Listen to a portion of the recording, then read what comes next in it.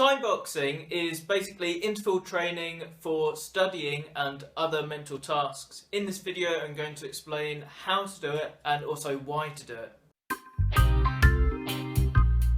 A very standard timeboxing method is to have 25 minutes of studying followed by 5 minutes of rest. And most people repeat this cycle 4 times and then have a slightly longer break of maybe 15 or 30 minutes. The reason why people find this successful is that it increases your focus and your concentration when you're studying. It's very hard for some people, myself included, to sit down and study intensely for 2 hours. That's why by breaking it into little chunks, it's a lot easier to keep that focus and block out distractions. Before I start a 25-minute study session, I know exactly what I'm going to do. It might be flashcards, it might be some reading practice. The important thing is that I have a specific task. Then I start my 25-minute countdown timer, and during that 25-minute session I will do everything I can to block out distraction. So for example, if my phone starts ringing, I'll ignore it. I can respond to it during the 5-minute break, so I don't need to respond to it then. Also, I'll often wear headphones playing in low volume white noise just to help me to block out my surroundings so I can focus for 25 minutes on what I'm doing. The great thing about the 25-minute time limit is it creates a sense of urgency. It really feels like I'm training, so I really want to get whatever task it is finished within those 25 minutes, where it's finishing off my flashcards or getting to the end of the chapter.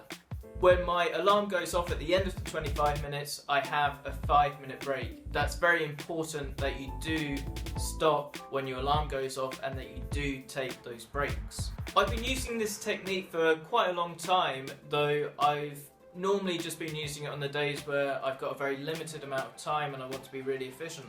But I've started also doing it on the days where I have a lot of spare time, because it means that I can get my tasks done quicker and then go to do other things. Or additionally, it means that I can spend the same amount of time studying but just get more done. Anecdotally speaking, in my experience, I'm able to get the same amount of work done during 2 hours of timeboxing as I am with 3 or 4 hours of more conventional studying. So for me, it's definitely a very efficient technique. The 25-minute study period is just a suggestion. That's what's going to work well for probably most people, because it's all about getting a balance between having enough time that you can achieve something and also not so long that you start to lose focus. So for some people, a 15-minute study session might be better. For other people, they might have a longer concentration span and maybe they can go for 40 minutes without losing that focus. So it's about finding what's right for you. And it's really important that your 5-minute breaks are boring. Relaxing, but boring. And by that I mean maybe you should get up, have a little walk around, enjoy the silence, have a glass of water.